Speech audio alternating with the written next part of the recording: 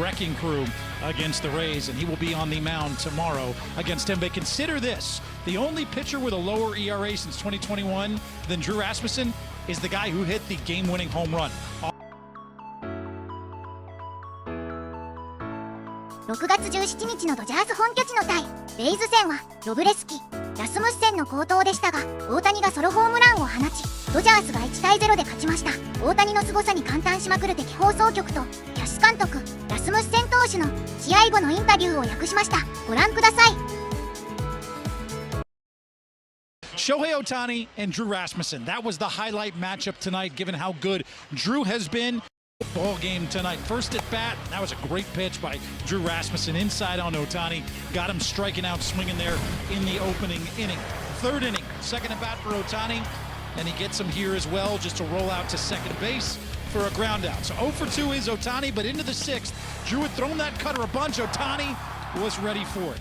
First pitch swinging, and he deposits that into the outfield seats, homering off Drew Rasmussen, and that is all the Dodgers needed today. The only mistake Drew made, he has been brilliant over his last 3 starts. 7 innings in each of those 3 starts. In the 8th inning, though, again, here you go. Cam Boozer gets him. So that is Shohei striking out there. Ohtani, look on his face. So he struck out twice tonight, but had the one big blast, and he has a very, very good career against Tampa Bay. You look at the average, the home runs, and the OPS, considering these two teams don't match up very often. In 34 career games, Shohei has been a wrecking crew against the Rays, and he will be on the mound tomorrow against Tampa Bay. Consider this, the only pitcher with a lower ERA since 2021 than Drew Rasmussen is the guy who hit the game-winning home run off him tonight, and will start tomorrow here at Dodger Stadium at noon, with Shane McClanahan going for the Rays, as Tampa Bay hopefully will try and salvage this series here in LA. But Shohei, show me what you can do. Man, the 2-time back-to-back MVP and World Series champion puts the exclamation point on a Dodgers 1-0 win here in Los Angeles. Kevin Cash. Start with Robleski, what he was showing you guys and how effective he was tonight, and efficient too. Yeah, super efficient, really good stuff. Just attack the strike zone. I mean, I thought we swung the bats better than maybe what we showed for. We hit some balls hard. Their infield defense was tremendous. Mookie made a couple nice plays. Muncy made some plays, the second baseman. So, you know, we just didn't direct the ball the way we needed to. But Robleski was very tough. He had a good fastball, 96, 97, and then threw a couple, you know, breaking balls just to keep us off balance enough.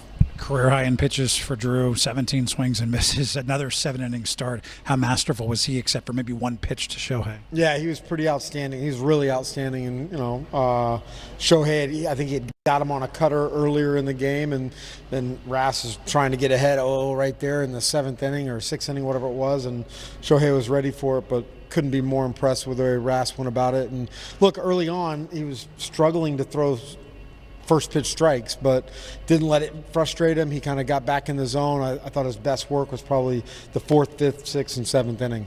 And back, this is 3 straight starts. He's had 7 innings. He's struck out 29. Is this maybe some of the best you've seen of Drew over this stretch of 3 starts from him? Yeah, I mean, he's been really good. I mean, sure. I mean, the way he's thrown against, I go back to the Yankees start, and then the Marlins start, and then now this one. I mean, he in Boston, he's been on a really good run. The ball's coming out of his hand. He's feeling confident. He should be, because he's got really, really good stuff. The way that he's been able to hold it up for 7 innings. I mean, he wasn't going this deep into games for a while. I mean, Tyler and I talked coming after the 6th. Ras was pretty adamant he wanted to go back out for the 7th, and where he was pitch count felt like it was in a comfortable spot. Obviously, he gets around that 100 pitch mark. We're being mindful, but the velocity that he showed, you know, I think to Freddie Freeman, 97 there in the 6th inning, kind of gives us some confidence, like he's feeling really good. You do about as good a job as a pitching staff can do against that team, and you don't win the game. I mean, how much does that sting for you? Well, it's tough, but you have to give credit to their pitchers over there. I mean, Robleski and then the relievers that came in are very talented pitchers, so you understand why it was kind of a quiet offensive night for both clubs. Yeah, Cash, you had mentioned early on the first pitch strikes were kind of eluding you there. I think the first 13 batters, you only threw 2. How were you able to kind of reset yourself, lock in, and limit that lineup like you did? You know, Snides and I were talking about it. Obviously, we'd prefer to throw more first pitch strikes. That's something, you know, we harp on day in and day out. But I do think over the course of that span, I only had 2 counts get the 2-2. So, we were able to get back in zone, but for whatever reason, we just weren't attacking the big part of the zone early. And so I think, we just made an emphasis of that as we got later into the game. Tip your cap to Shohei Ohtani, one of the greatest to do it. That was, you got you earlier on a cutter, you got him, and then he seemed to be waiting for that pitch. Yeah, good player. I think he's got a bright future. What do you feel like you were able to turn to, like you said, when you needed to get back into the zone and be so effective? It seemed like your stuff kind of got better as the game went on. I think we just kind of shotgunned approached it with everything. We went to a little bit more even usage on on fastball, two-seamer, cutter, and then the changeup, and we were just able to stay off barrels for the most part. But I don't think it was particularly sharp, right? I think we were just able to change speeds and shapes enough that we were able, like I said, to limit hard contact and get balls hit at guys, which, there is some luck that is involved with that, but, we're very fortunate that it worked out that way. You threw a tremendous game, but you end up with the life of a pitcher, or what are you feeling now?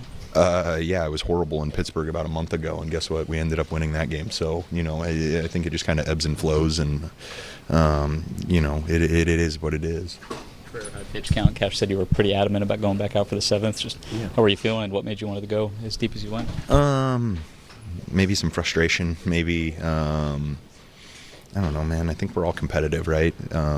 You don't like knowing your day's over, especially ending that way. I'm happy for the opportunity, and then I'm happy they let me go back out for the 7th there, because they definitely didn't have to. And if anything else, at least we saved our bullpen one more inning. You've been racking up a lot of strikeouts lately. What does that tell you about your game?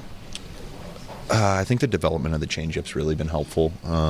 It's another pitch at a similar velocity to the four-seamer, the two-seamer, the cutter, that you have to honor with a different movement profile, right? It just has more depth in those pitches.